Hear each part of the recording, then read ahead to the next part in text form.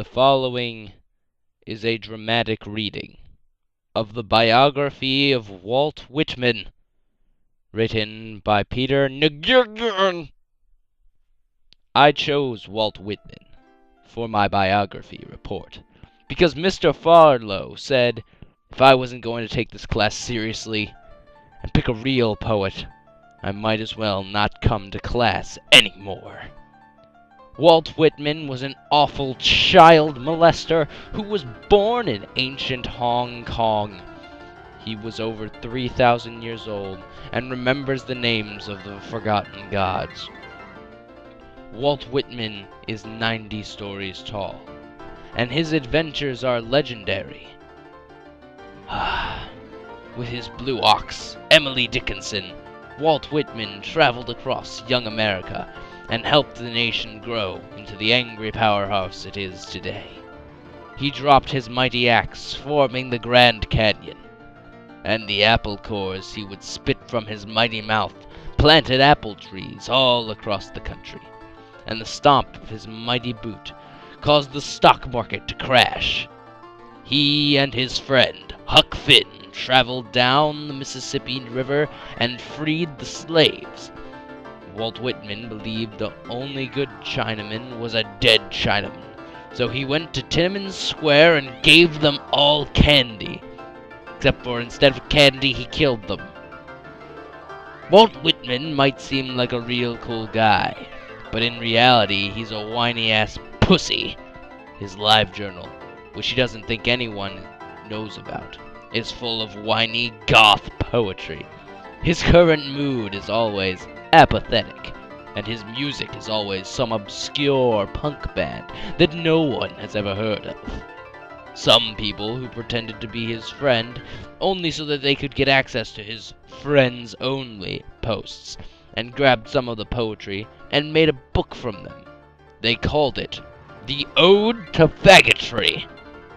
When they found out the other goth kids actually read it, they changed the name to Leaves of Grass, and it sold like goth cakes. Walt Whitman to this day doesn't know they're selling his poems and making a fortune off of him. They still don't invite him to any parties, though, because no one likes him. Walt Whitman died a lonely man in Walt Disney World. He was on the gondola ride and fell because he wasn't fastened properly to the restraint. Thanks to his dumbass, none of us can ride it anymore. Thanks a lot, Walt Whitman. That was an essay on the biography of Walt Whitman, written by Peter Nguyen. The next article that I will read for you today is also by this gorgeous writer you saw before. This is not the right thing. Hang on, I will find it.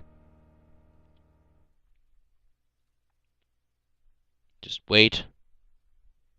Wait for it.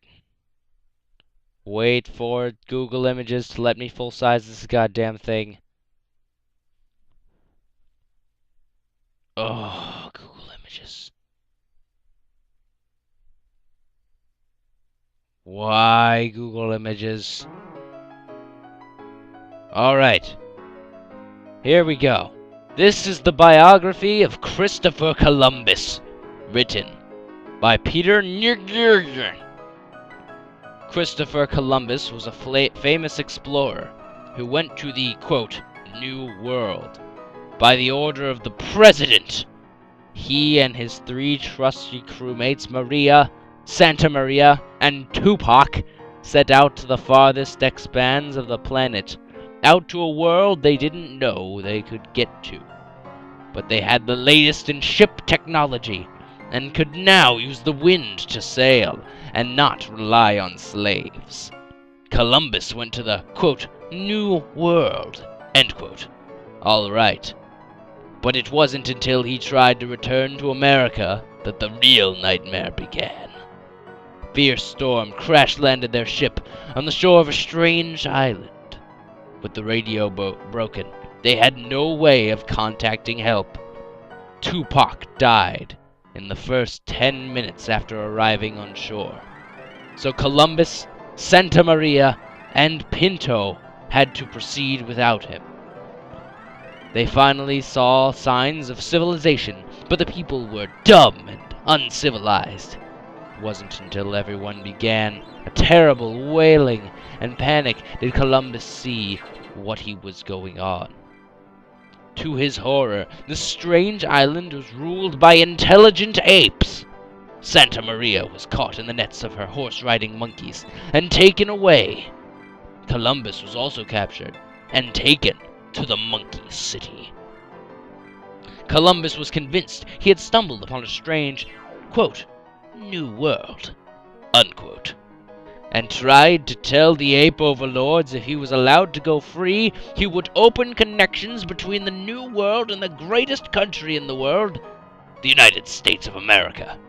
The monkeys, amazed at the human's intelligence, refused to believe there was an entire land of intelligent human, just like Columbus.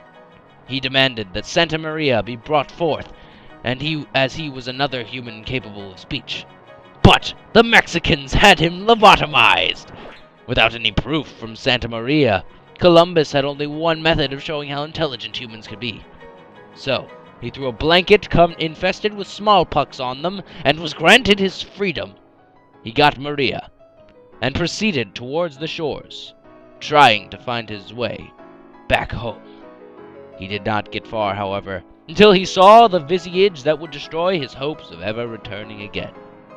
For you see, on the beach was the Statue of Liberty! And that was another essay by Peter Nguyen. For the final essay, Peter Nguyen on atoms. What are atoms? Atoms are particles that are so small people can't see them, but they make up everything on Earth. People don't think life exists on Mars because there are no atoms there. Recently, a spacecraft tried to go to Mars and prove atoms existed, but it broke when it landed, probably because it didn't have any atoms to land on. I wouldn't want to live in a world without atoms. Atoms kill things and give life to things. In prehistoric times, a huge meteorite came down to Earth and killed all the dinosaurs and cavemen at the same time. A meteorite is like a big rock, so it's kind of like an atom. So atoms saved mankind from the dinosaurs, and I think that's pretty cool.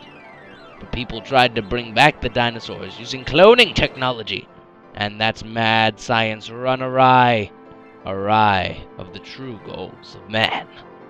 The dinosaurs couldn't be contained inside the electric cages, and they just tore stuff up. But I think the dinosaurs died at the end. I'm not sure how, because I had to return the video before 12, or else I got charged an extra day. I will rent it again one day, though, to make sure humanity does not fall prey to the dinosaurs. Atoms can't be seen by regular people, only scientists. When I graduate, I want to be a scientist so that I can see atoms. Even though you can't see atoms, you have faith that they exist. Faith is a core part of the Christian faith. Even though we weren't around when Jesus died, we have his cross as proof he died for our sins. Sins are atoms that Jesus died for, and it's so important that it is on the periodic table under 50. Nobody knows what 50 means. It could have something to do with the fact that there are 50 states in America. Scientists think that one day atoms could be used to cure diseases. And that's good, because no one likes diseases. How will they do it? People can't see atoms, but scientists will use tests to prove they kind of exist. What kind of tests? The world cannot tell for now.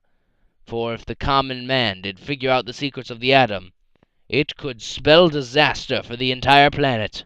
In conclusion, atoms are a substance of misery. That was the final essay by Peter Nguyen.